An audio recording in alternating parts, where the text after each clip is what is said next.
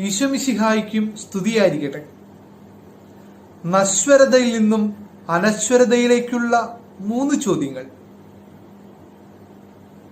ഈ ചോദ്യം ഈശോ പത്രോസിനോടാണ് ചോദിക്കുന്നത്. വിവാഹിതനായിരുന്ന പത്രോസ്, കൂട്ടത്തിൽ പ്രായമേറിയവൻ, മുക്കുവ പ്രമുഖൻ, ഈശോയുടെ പീഡാനുഭവ മരണങ്ങൾക്ക് ശേഷം വീണ്ടും വഞ്ചിയും വലയുമെടുത്ത് ഇറങ്ങിയവൻ. ഇതിലേക്കുള്ള ചോദ്യമായിരുന്നു ആദ്യത്തെ. ഇവയേക്കാൾ അധികമായി നീ എന്നെ സ്നേഹിക്കുന്നുവോ എന്ന്. അതേ സ്നേഹമുള്ളവരെ, ചിലതിനോടുള്ള ഉപേക്ഷയാണ് എൻ്റെ ദൈവത്തോട് ഞാൻ കാണിക്കുന്ന സ്നേഹത്തിന്റെ പ്രകടനം. ദൈവം സഭയെ സ്ഥാപിച്ചു. ദൈവസ്നേഹം കൊണ്ടും മനുഷ്യ സ്നേഹം കൊണ്ടും ഊട്ടിയിറപ്പിക്കുകയാണ് നമ്മൾ ഇന്ന് സുവിശേഷത്തിലൂടെ വായിച്ചു കേൾക്കുന്ന ഈ സംഭവത്തിലൂടെ നാം മനസ്സിലാക്കുന്നത്.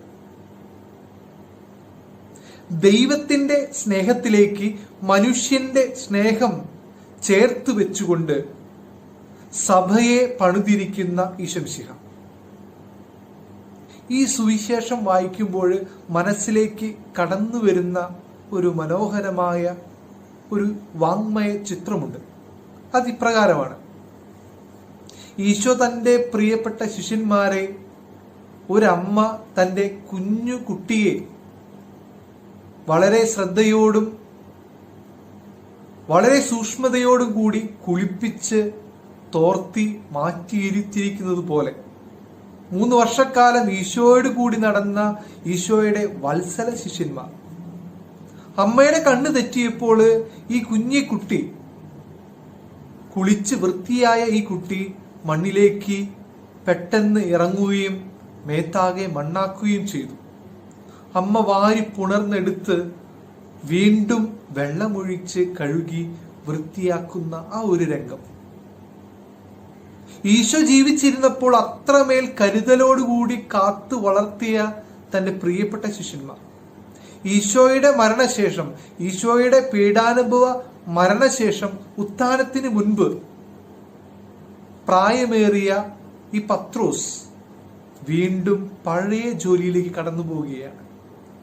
വഞ്ചിയും വലയുമെടുത്ത് മീൻ പിടിക്കാൻ പോകുന്നു. പത്രോസിന്റെ മുൻപിൽ ഒരുപാട് കാര്യങ്ങളുണ്ട്.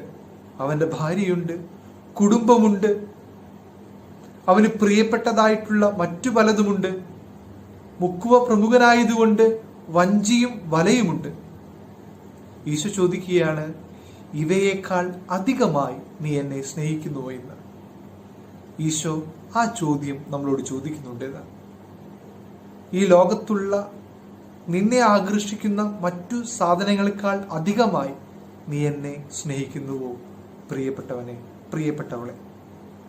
സ്നേഹിക്കുന്നുവെന്ന് ഞാൻ ഉത്തരം നൽകുകയാണെങ്കിൽ ഞാൻ അവയെല്ലാം ഉപേക്ഷിച്ചുകൊണ്ട്, അപ്പാടെ മറന്നുകൊണ്ട് എൻ്റെ ഈശോയെ മാത്രം സ്വന്തമാക്കുകയാണ് എന്നുള്ളതാണ് അതിൻ്റെ വസ്തുത. ഈ ചോദ്യം നിരന്തരം എൻ്റെ ഉള്ളിൽ വളരട്ടെ. ഇവയേക്കാൾ അധികമായി നീ എന്നെ സ്നേഹിക്കുന്നുവോ എന്ന്.